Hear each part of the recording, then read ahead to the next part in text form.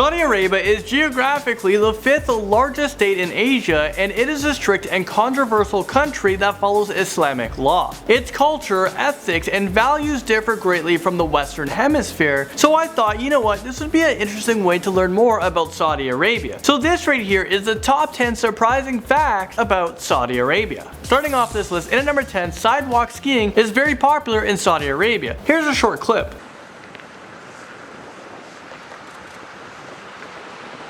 The goal of sidewalk skiing is to drive along a road on two skis while the passengers in the car ride on top. Some people even sit in the middle of the road while the car speeds over them. However, the most impressive version involves changing the tires on the two wheels that are suspended in the air while in motion. This is a ridiculously dangerous craze in Saudi Arabia, and I hope it gets banned because there's just so many daredevils who are literally willing to risk their lives for just a few seconds of fun. But those are thrill seekers, so I don't know. Next up, number 9, we have the Kingdom Tower or Jeddah Tower. This is a skyscraper that is presently under construction and it's aiming to be completed by 2020. This tower will reach unprecedented heights, becoming the tallest building in the world as well as the first structure to reach that 1 kilometer high mark. Hence the nickname Kilometer High Tower. This tower will include a hotel, observatory, office space, and some apartments. The tallest building in the Western Hemisphere is the One World Trade Center in New York. To put that in comparison, it's only going to be half the size of the Jeddah Tower.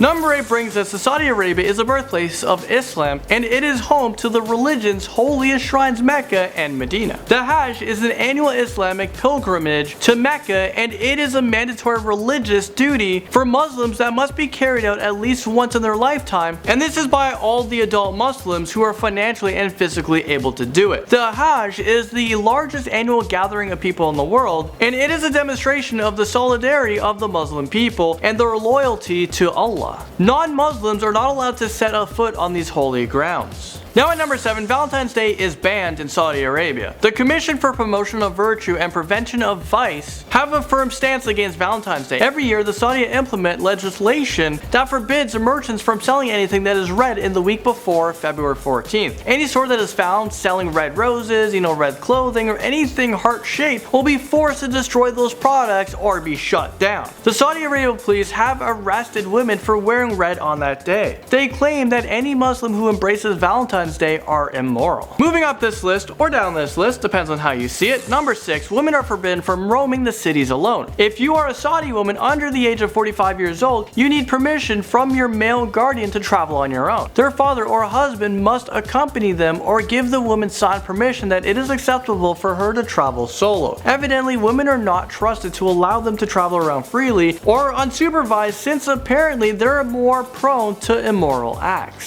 So this protects them, according to them. Women's rights in Saudi Arabia are extremely limited, and this brings us into number 5. Saudi Arabia ranked 134 out of 145 countries for gender equality. For all women, regardless of age, require a male guardian who will either deny or grant them permission to marry, divorce, travel, go to school, get a job, open a bank account, or even undergo elective surgery. Saudi Arabia is the only country in the world that prevents women from driving. Back in 2015, Saudi women constituted only 13% of the country's workforce, which is extremely low. Women were previously forbidden from voting or being elected into political office, but now King Abdullah, he let women vote in the 2015 local elections, as well as be appointed to the Consultative Assembly. Number 4, there is actually a police unit in Saudi Arabia that focuses on catching witches. I didn't know that there's witches there. Since it's illegal to practice any form of, sorcery or magic in Saudi Arabia, I'm pretty sure Harry Potter is probably banned there. Well, they have initiated a police unit that specializes in catching perpetrators that practice magic or sorcery. Sorcery is a capital offense, and people have been beheaded for practicing magic. So it's no surprise that yes, Harry Potter is completely banned from this country. For sure a country I can't live in, because a world without Harry Potter is no world for me.